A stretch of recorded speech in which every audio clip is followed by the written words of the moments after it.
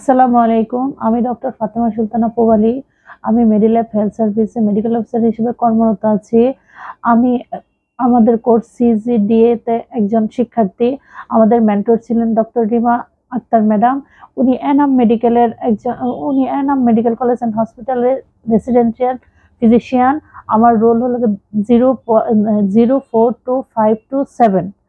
আমি নারীদের সার্ভাইকাল প্রলিপ সম্বন্ধে কিছু বলতে চাই। সার্ভাইকাল প্রলিপ হলো জরায়ুর মুখে বা সার্ভিক্সের অভ্যন্তরে অবস্থিত ছোট নরম অতিক্রমণযোগ্য মিউকাসাল টিস্যুর অতিরিক্ত বৃদ্ধি, যা সাধারণত ডাটাযুক্ত অথবা বৃদ্ধিতে প্রশস্ত হয়। এটি সাধারণত বিনাইন এবং প্রজননক্ষম নারীদের মধ্যে বহুল পরিচিত একটি জেনেকোলজিক্যাল অবস্থা।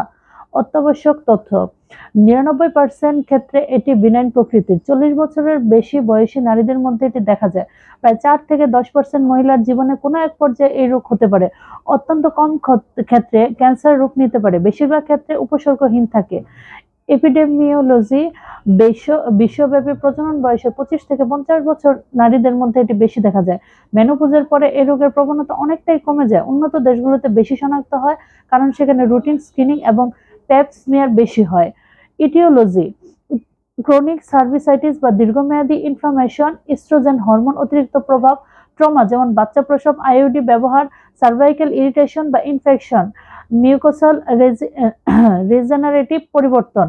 প্যাথোফিজিওলজি: সার্ভাইকাল মিউকোসার স্থায়ী ইনফ্লামেশন বা হরমোনাল প্রভাবে টিস্যুতে অতিরিক্ত বৃদ্ধি হয়। স্ট্রোমাল টিস্যু ফাইব্রোভাস্কুলার প্রকৃতি গ্রহণ করে এবং মিউকোসা দিয়ে আবৃত থাকে। প্রলিপের ভিতর রক্তনালী থাকে, যা সামান্য আঘাতেই রক্তপাত ঘটায়। এটি ক্লাসিফিকেশন হলো কি এন্ডোসার্ভাইকাল প্রলিপ এবং এক্সোসার্ভাইকাল প্রলিপ। Risk factor. আসসালামু আলাইকুম, ধন্যবাদ।